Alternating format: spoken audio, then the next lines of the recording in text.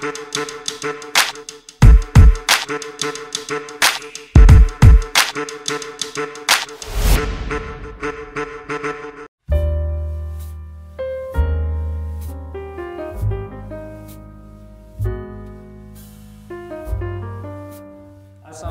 warahmatullahi wabarakatuh. Alhamdulillahirabbil alamin. Pada kesempatan hari ini saya ditemani lagi oleh para ustadz-ustadz yang luar biasa di sini. Assalamualaikum Ustadz Solikin dan Ustadz Amir. Waalaikumsalam warahmatullahi wabarakatuh. Alhamdulillah, pada kesempatan hari ini kami akan memberitahukan informasi pada teman-teman RK maupun yang belum RK atau umumnya untuk seluruh teman-teman yang ada di Indonesia ini. Informasi tentang apa? Informasi tentang yang dulu pernah saya sampaikan sekitar 1 tahun yang lalu, yaitu tentang sholat tumakninah atau pelatihan sholat tumakninah. Ya, kita sudah sering sekali bahwa di luar sana kita melihat bahwa sholat itu kan as-sholatu imaduddin, bener ya? Betul sekali. Dalilnya gimana sih itu? Dalilnya bener ya? Iya betul. As-sholatu imaduddin. Artinya apa?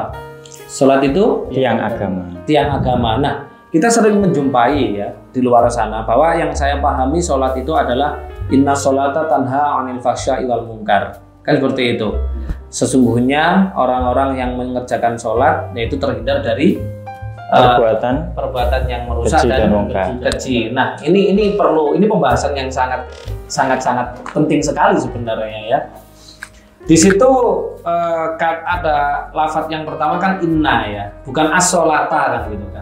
Kalau as-sholata tanha 'anil fahsya'i wal munkar berarti yang dibahas itu ada ritualnya ya. Tapi kalau inna sholata berarti sesungguhnya, bukan berarti hakikatnya sebenarnya. Berarti seharusnya manusia di luar sana harusnya setelah menjalani sholat itu hidupnya ya tenang, damai, santai kan gitu.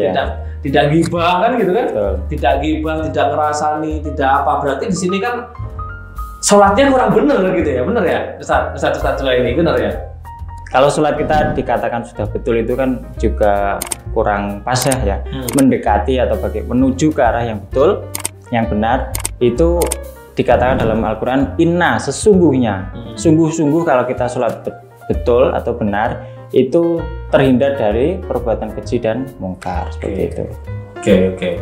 Jadi kalau Ustadz Amir gimana menurut jenengan? Harusnya kan kalau orang sudah mengerjakan sholat, menjalankan sholat, apalagi sholat dalam 1 hari 5 kali, mungkin ditambah lagi duha, ditambah lagi tahajud, ditambah lagi qobliyah sama ba'diyah, kan itu luar biasa. Berarti tidak benar-benar terhindar dari perbuatan yang rusak kan. Tetapi faktanya di luar sana banyak sekali orang-orang menjalankan sholat tapi masih berbuat yang negatif.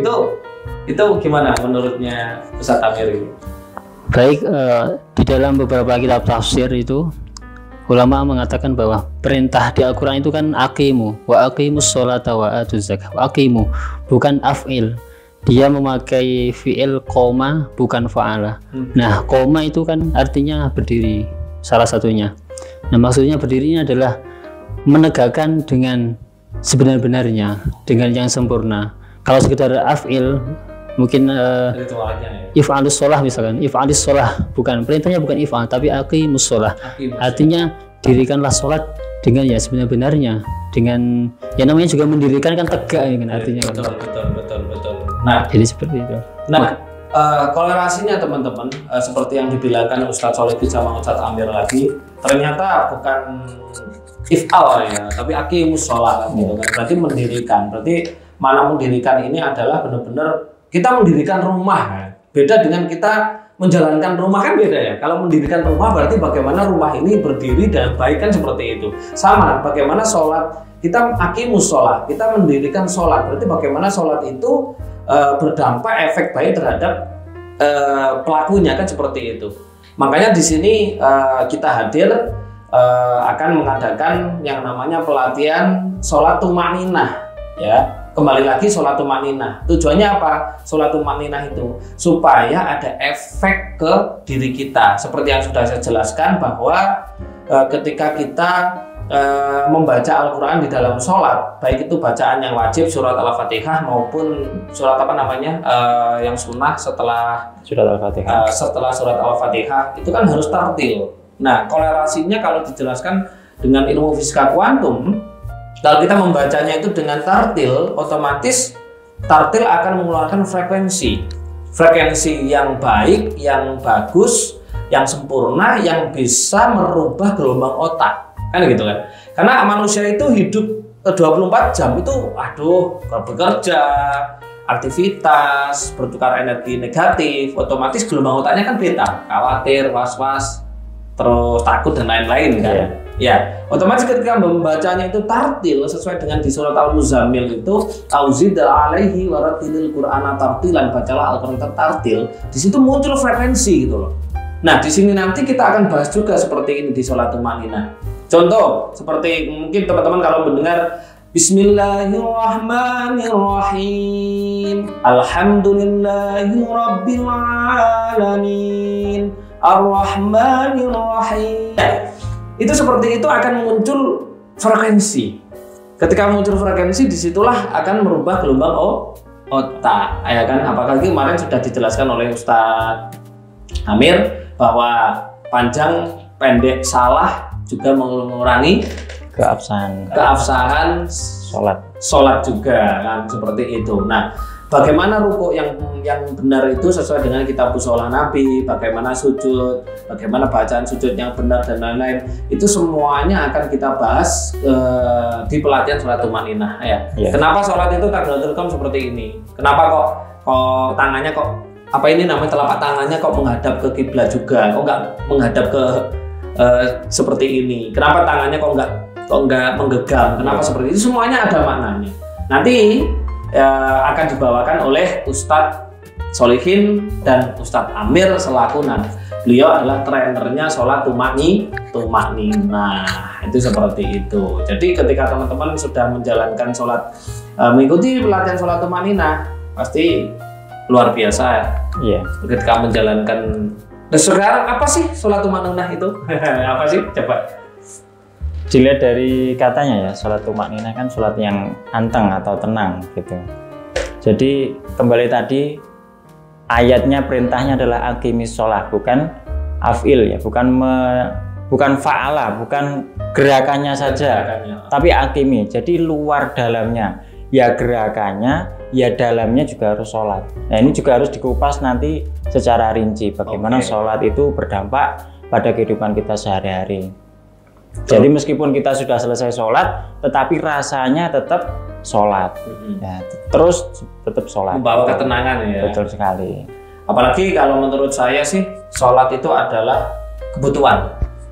Betul tanya. Sholat itu kebutuhan ya.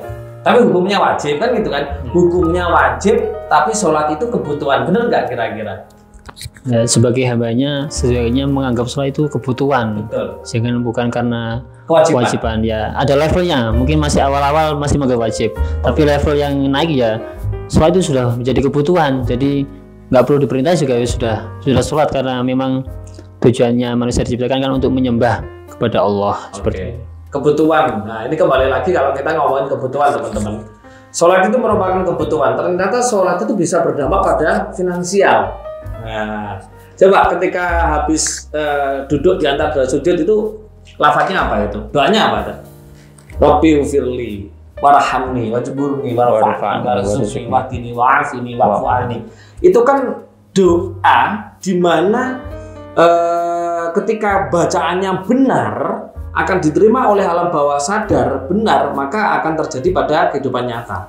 Berarti kan kebutuhan manusia bisa kaya sebenarnya. Kalau sholatnya benar-benar tumanina, otomatis bisa kaya. Ini yang benar-benar kan apa ya? Menurut saya ada suatu hal yang, jadi ketika teman-teman menjalankan sholat gak kaya, berarti nggak kurang bener sholatnya kan gitu kan? Ya perlu belajar lagi. Makanya karena apa? Sholat itu kebutuhan, katanya Ustadz Amir tadi adalah sebuah kebutuhan. Ya. Jadi tidak hanya menyembah Tuhan, tapi kebutuhan. Nah, kebutuhan itu apa? Berarti kan kita dihidupkan di dunia, diberikan kebutuhan untuk memenuhi kebutuhan kita. Nah, kebutuhannya apa? Sholat. untuk memenuhi kebutuhan kita. Berarti apa? Ya keinginan-keinginan kita kan gitu. Itu kalau menurut saya seperti itu. Jadi, nah kapan mulai dibuka pendaftarannya? Kalau kita ingin include untuk belajar tartilnya sekalian, kita ada program puasa ini kan momennya tepat sekali. Itu ada program Al-Quran Camp, kita 1 minggu belajar memperbaiki lagi bacaan-bacaan kita, bacaan Al-Qurannya. Kemudian di situ juga ada pelatihan sholat tumanina. Jadi 1 minggu. Kalau pengen yang cuma pelatihan sholat tumanina saja itu tanggal 2. Tanggal 2. Iya. Selama puasa cuma 1 orang? Satu kali ya sementara itu. Sementara 1 kali teman-teman, tanggal 2 tolong dicatat 2 April. 2 April ya, tanggal 2 April silakan daftar. Biayanya 500.000 dapat diskon 10%. Berarti 450.000 teman-teman sudah mendapatkan ilmu sholat tumakninah. Luar biasa sekali, sangat murah meriah dibandingkan RK 130 1.300.000 ya sampai 6,5 juta. Ini pelatihan sholat tumakninah ya cuman 450.000 rupiah. Buruan daftar. Ada kuotanya nggak? Ada. Kuotanya berapa? 20 orang. Kuotanya cuma 20 orang teman-teman, segera daftar karena cuma 20 orang, segera daftar supaya tidak kehabisan seatnya ya. Kalau teman-teman sholatnya sudah tumakninah berarti menegati sholat khusyuk. Berarti apa sih kalau menurut saya, mohon maaf Tad, ini kalau boleh saya berpendapat, menurut saya sholat tumakninah adalah sholat di mana tidak berpikir. Sholat yang tidak berpikir, maksudnya gimana? Allahu Akbar, Bismillahirrahmanirrahim. Dan benar-benar sholat kita komunikasi dengan Allah kan gitu. Bukan, aduh besok waktunya nyicil ini, aduh ini rakaatnya berapa, aduh ini waktunya kegiatan ini dan lain-lain. Itu menurut saya sholat tumanina adalah sholat yang benar-benar tidak berpikir. Nah, kenapa tidak berpikir? Ya karena kita benar-benar menyembah Tuhan. Kalau masih berpikir itu namanya masih menyembah angan-angan. Nah itu menurut saya loh ya, makanya supaya teman-teman sholatnya baik, efek ke dunianya baik, karena ada juga hadis, gak tahu hadis atau mukomah atau saya nggak tahu. Ketika sholatmu baik maka duniamu akan baik. Itu apa kan? Ingat gak? Gak ingat? Ada, saya pernah mendapatkan. Kalau engkau menginginkan hidupmu, duniamu baik, maka perbaikilah sholatmu. Pernah kan mendengar ya? Nggak tahu itu hadis atau apa, saya juga nggak tahu, saya lupa soalnya sudah nggak berkecimpung di dunia perustatan. Oke, mungkin ada tambahan dari Ustadz Amir sama Ustadz Solikin untuk pemberitahuan itu tadi pelatihannya. Ada? Nggak ada, cukup. Tidak ada, cukup. Oke teman-teman, silahkan mengikuti program yayasan kami yaitu Nurul Nabil Center ya. Apa programnya yang ketika puasa ini ada Al-Quran Camp selama 1 minggu tanggal 26 sampai tanggal 1 dan tanggal 2-nya pelatihan sholat tumakninah. Di sini teman-teman pasti mendapatkan pelajaran baru yang luar biasa yang tidak pernah disampaikan oleh pemuka agama yang di luar sana. Oke? Pasti luar biasa sekali. Saya nggak sabar untuk menunggu momen pelatihan sholat tumakninah ini untuk berbagi ilmu ya, tentunya berbagi ilmu. Jadi nanti akan dibawakan oleh Ustadz Solikin sama Ustadz Amir. Ya teman-teman.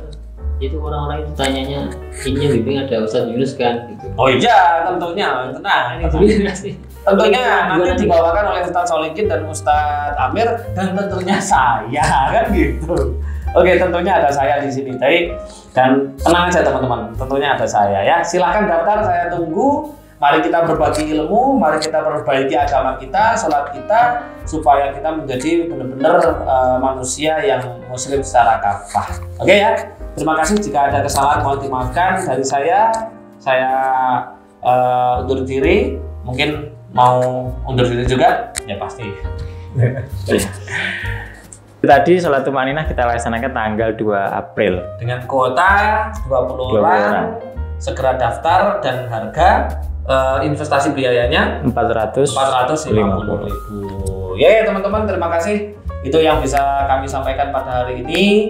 Selanjutnya nanti silahkan dilihat di channel YouTube Yayasan Nurul Nabil Center. Kita belajar makhrajul huruf lagi. Terima kasih teman-teman. Jika ada kesalahan mohon dimaafkan. Kebenaran hak milik Allah Subhanahu wa taala. Saya akhiri. Assalamualaikum warahmatullahi wabarakatuh. Waalaikumsalam warahmatullahi wabarakatuh.